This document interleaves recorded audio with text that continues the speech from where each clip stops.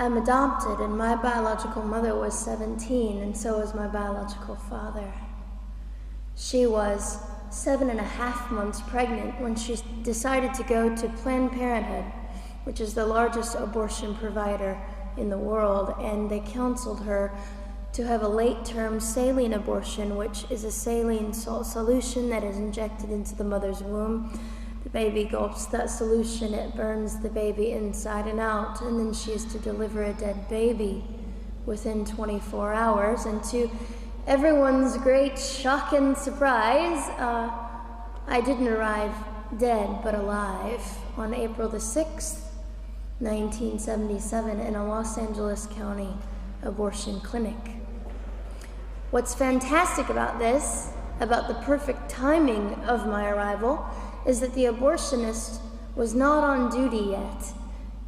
So he wasn't even given the opportunity to continue on with his plan for my life, which was death. And I know that I am in a government building, and a beautiful one it is, and I love your country as well as my own. But I know in the age that we live in, it is not at all politically correct to say the name of Jesus Christ in places like this. To bring him into these sorts of meetings, because his name can make people so terribly uncomfortable. But I didn't survive so I could make everyone comfortable. I survived so I could stir things up a bit. And I have a great time doing it.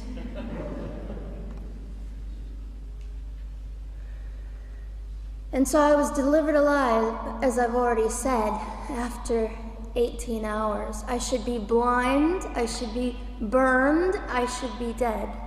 And yet I'm not. You know what is fantastic vindication is the fact that the abortionist had to sign my birth certificate. So I know who he is. And it also says, for any skeptic listening, on my medical records, born during saline abortion. Ha! They didn't win. I've done some research on the man that performed the abortion on me. And his clinics are the largest chain of clinics in the United States of America, and they gross $70 million a year. I read a quote from him at some point several years ago, and he said, "I have aborted over 1 million babies, and I consider it my passion." I tell you these things because, listen, ladies and gentlemen,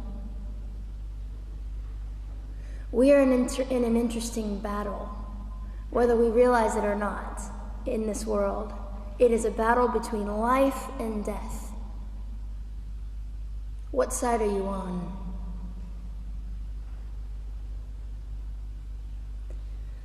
So a nurse called an ambulance and had me transferred to a hospital, which is absolutely miraculous. Generally, the practice at the time, and up until 2002, was, in my country, was to end the life of an abortion survivor by strangulation, suffocation, leaving the baby there to die, or throwing the baby away.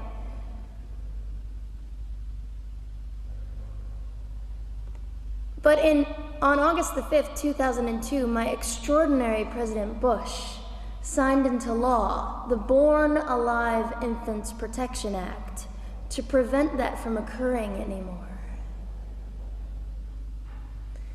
You see,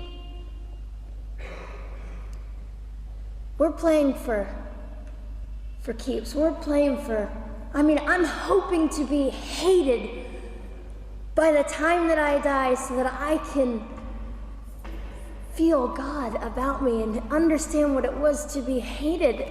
He was hated. Christ was hated. And not that I look forward to being hated, but I know along my journey, I know I'm already hated because I declare life. I say, you didn't get me. The silent Holocaust didn't win over me. And my mission, ladies and gentlemen, among many things, is this: to infuse humanity into a debate that we have just compartmentalized and set on a shelf and said it is an issue. We have removed our emotions. We are becoming harder. Do you really want that? How much are you willing to take, and how much are you willing to risk to speak the truth in love and graciousness and stand up and at least be willing to be hated? Or at the end of the day, is it all about you or me?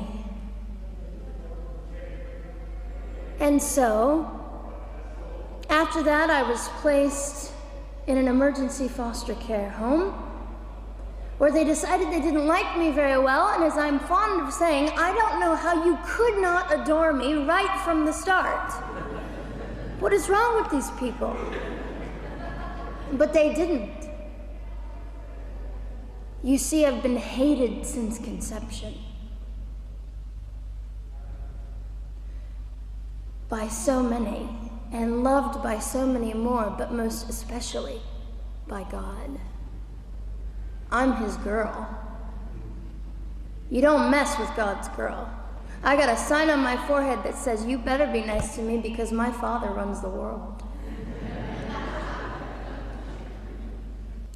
So after I was placed in the mean home, I was taken out of the mean home and placed into another home, a beautiful home, Penny's home. And she said by this time I was 17 months old, 32 pounds of dead weight, and diagnosed with what I considered to be the gift of cerebral palsy, which was caused directly by the lack of oxygen to my brain while I was trying to survive.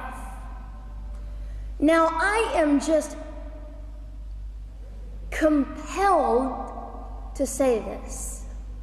If abortion is merely about women's rights, ladies and gentlemen, then what were mine? There was not a radical feminist standing up and yelling about how my rights were being violated that day. In fact, my life was being snuffed out in the name of women's rights. And ladies and gentlemen, I would not have cerebral palsy had I not survived all of this. So when I hear the appalling, disgusting argument that we should have abortions because the child just might be disabled, oh, the horror that fills my heart. Ladies and gentlemen, there are things that you will only be able to learn by the weakest among us. And when you snuff them out, you are the one that loses. The Lord looks after them, but you are the one that will suffer forever. And what arrogance, what absolute arrogance, and it has been an argument for so long in this human place that we live, that the stronger should dominate the weaker, should determine who lives or dies. The arrogance of that, don't you realize that you cannot make your own heart beat? Don't you realize that all the power that you think you possess, you really possess none of it? It is the mercy of God that sustains you, even when you hate him.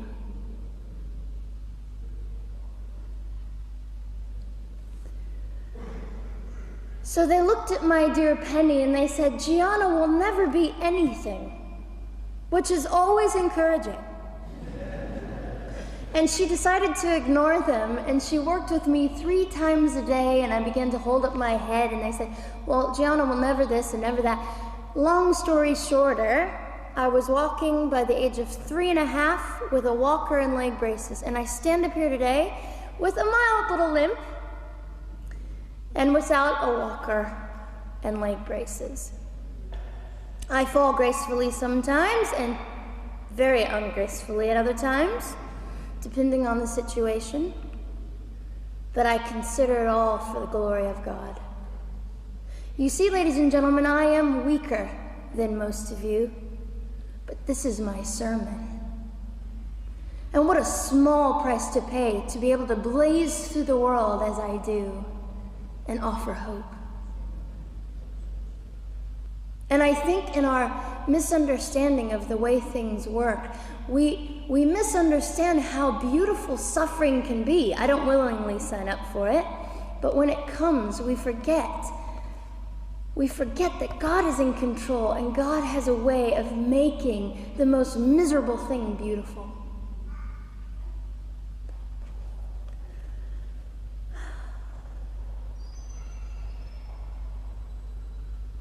I have met my biological mother. I have forgiven my biological mother. I am a Christian.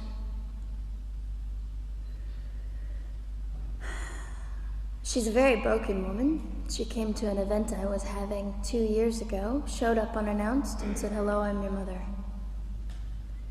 And it was a very difficult day. And yet, while I was enduring all of this, you'll probably think I'm silly, but I was sitting there and I was thinking, I don't belong to you. I belong to Christ. I'm his girl, and I'm a princess. So no matter what you say, in all your anger and brokenness and rage, it's not mine to keep. It's not mine to carry, and I won't.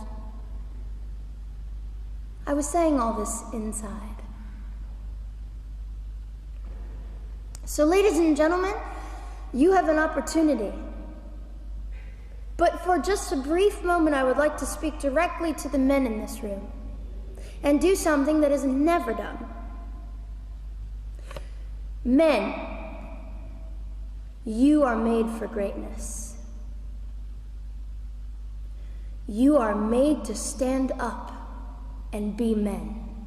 You are made to defend women and children, not stand by and turn your head when you know murder is occurring and do nothing about it. You are not made to use women and leave us alone. You are made to be kind and great and gracious and strong and stand for something. Because men, listen to me, I am too tired to do your job. Women, you are not made for abuse. You are not made to sit and not know your worth and your value. You are made to be fought for forever. So now is your moment. What sort of people are you going to be? I trust incredible. I trust, men, you will rise to the occasion. To the politicians listening, particularly to the men, I would say this: you are made for greatness, set your politics aside. You are made to defend what is right and good. This fiery young girl will stand here and say, now's your moment.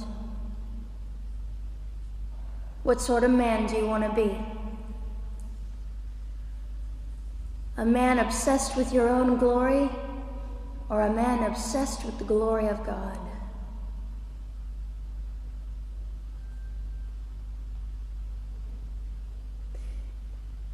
It's time to take a stand, Victoria. This is your hour. God will assist you. God will be with you. You have the opportunity to glorify and honor God in 2008. I'll just end with this. Some of you might be slightly annoyed that all I keep doing is talking about God and Jesus. But how on earth can I walk about limping through this world and not give all my heart and mind and soul and strength to the Christ who gave me life? So if you think I'm a fool, It's just another jewel in my crown. My whole intent in living here is to make God smile. I hope some of this made sense. It just came from my heart. God bless and keep you.